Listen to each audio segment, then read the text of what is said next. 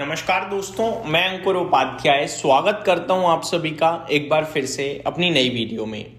दोस्तों, बाजार में कुछ इंपॉर्टेंट लेवल्स को ब्रेक होते हुए देखा है हम सभी ने। मैंने मॉर्निंग में आप सभी के साथ कुछ इंपॉर्टेंट लेवल्स डिस्कस करे थे कि एक रेंज है, उस रेंज का निचला हिस्सा मुझे लगता है 25,700 से 675 है।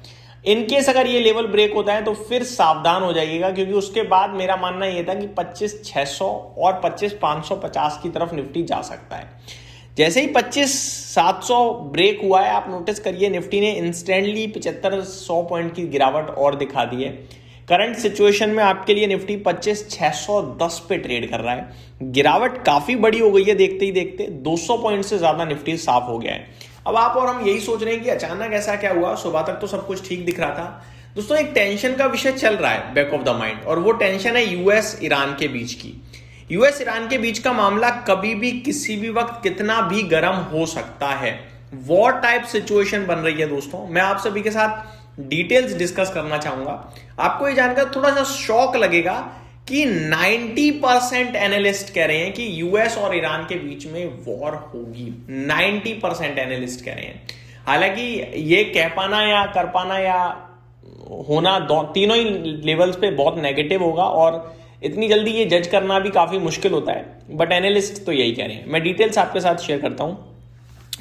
Multiple reports quote US and western analyst saying 90% chance है that US military action Iran के खिलाफ हो सकता है, और ये छोटा मोटा नहीं होगा, ये फुल स्केल पे होगा, और ये कुछ लंबे हफ्तों तक जंग चल सकती है।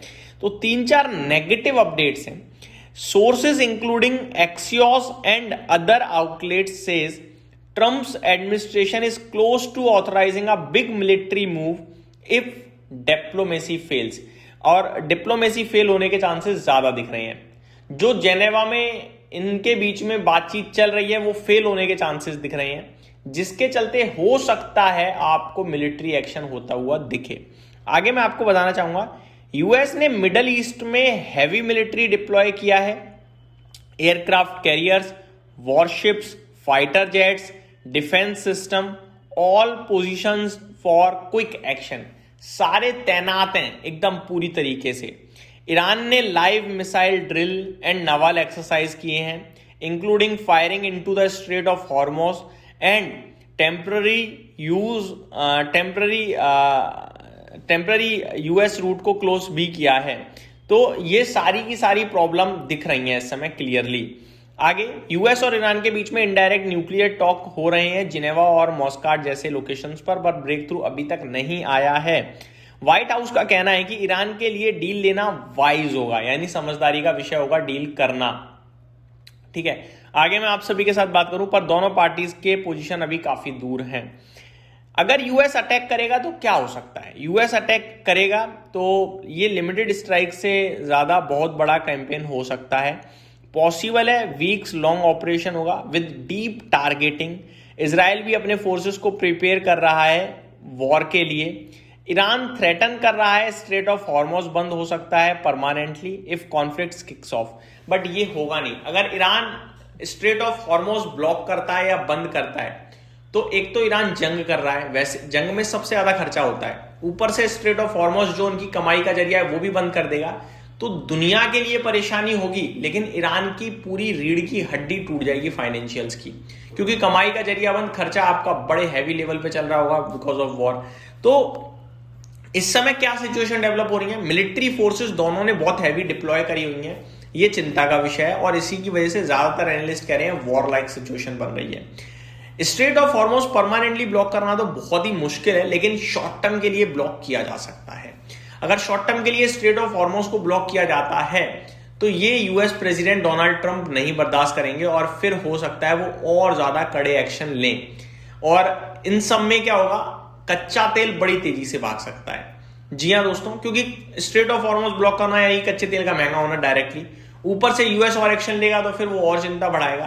तो कहने वाली बात ये है, ये एक चिंता का विषय है जो कभी भी एक झटका दे सकता था, और वो झटका आई थिंक हमें अभी ही दे दिया है, आज ही दे दिया है, ऐसा मेरा मानना है। तो अभी निफ्टी 25,600 के नीचे निकल गया है, तो हमें सबको इसके लिए तैयार रहना था।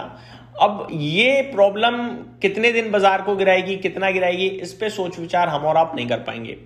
हमारी किस्मत ऐसी है कि सारी चीज अच्छी है, लेकिन अब एक जंग शुरू होते दिख रही है।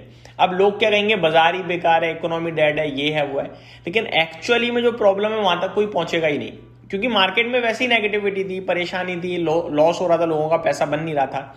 अब चांसेस थे कि सब कुछ ठीक है, ऊपर जाएगा, बाजार जाना चाहिए, तो अब ये सिचुएशन डेवलप हो रही है और ये सिचुएशन बहुत नेगेटिव होगी भारत के लिए, क्योंकि स्ट्रेट ऑफ हॉर्मुज वो रूट है जिससे भारत का करीब 50% क्रूड इंपोर्ट होता है। पूरी दुनिया का 30% crude import straight of Hormuz से होता है, तो वो बहुत इंपॉर्टेंट रूट है। वो बिगड़ना, उसको दिक्कत में लाना यानी कि बड़ी टेंशन का विषय है। अब इसको लेकर दोस्तों अभी क्विक कॉल देना बड़ा मुश्किल होगा कि कितना गिरेगा बाजार या कितना नहीं गिरेगा। यही समाप्त करता हूं इस वीडियो को, लेकिन एक कॉल जरूर मैं अपने व्यूअर्स को देना चाहूंगा। ये परेशानी बहुत टेम्पररी है और आपके लिए मौका क्रिएट करेगी। Thank you so much for watching this video. Have a great day guys.